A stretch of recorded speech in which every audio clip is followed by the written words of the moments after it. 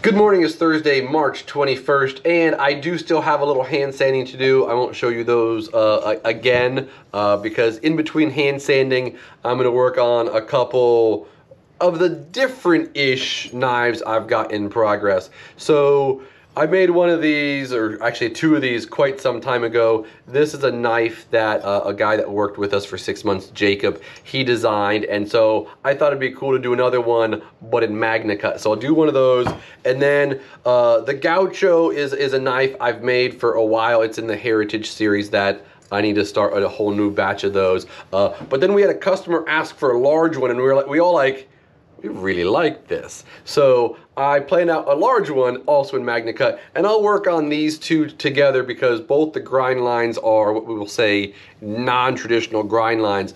They go this way as opposed to going this way, because if we go this way, you basically get an epoxy gap with the grind line when you put the handle on. I don't like that, so I literally grind them freehand on the platen at a different angle.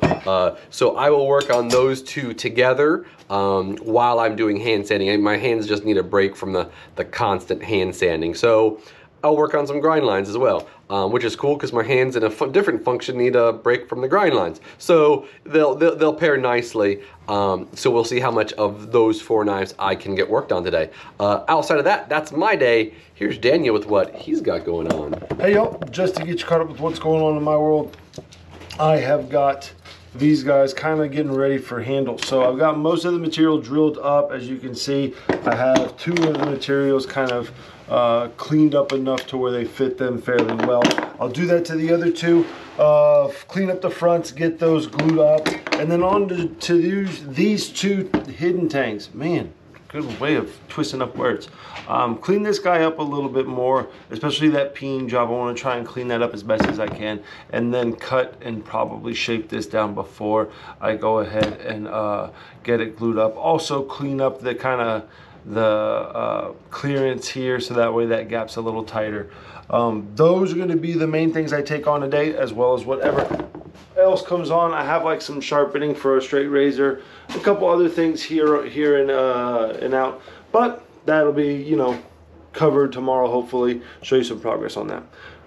Now we're gonna go in our favorite spot with our favorite guy, Russell. What's up, bud? It's good. What are we talking about today? Today we're talking about Kizer's lineup of the Sheepdog. So this comes in a couple different sizes. We have the traditional Sheepdog size, this one here. So the original Sheepdog came in a frame lock or liner lock. They have upgraded it to where it has their clutch lock, which is like an Axis or Able or Duralock. It's Kizer's version of that.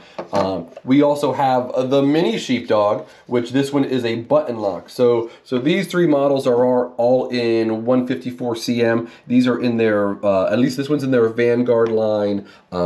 This is, I believe all these are in their Vanguard line, and the big Sheepdog, the XL, this is the full Kizer. So titanium scales. This is S35 VN, and they do a black stone wash finish on it.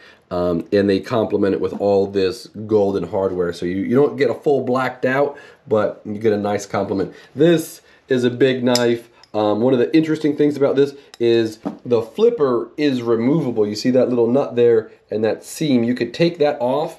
And one of the reasons why they did that is so you could make it look like the regular Sheepdog. Because neither of those have the flipper. So it is much easier to open with that flipper just because it has a pretty strong detent in it. So if you're looking at kind of a Warren Cliffy or mini cleaver-ish knife, or in some cases not so mini cleaver, the Sheepdog is a great knife, just depending on what size you're looking for. Right on. All right, y'all, we'll wrap it up here and see you on the next one. As usual, peace.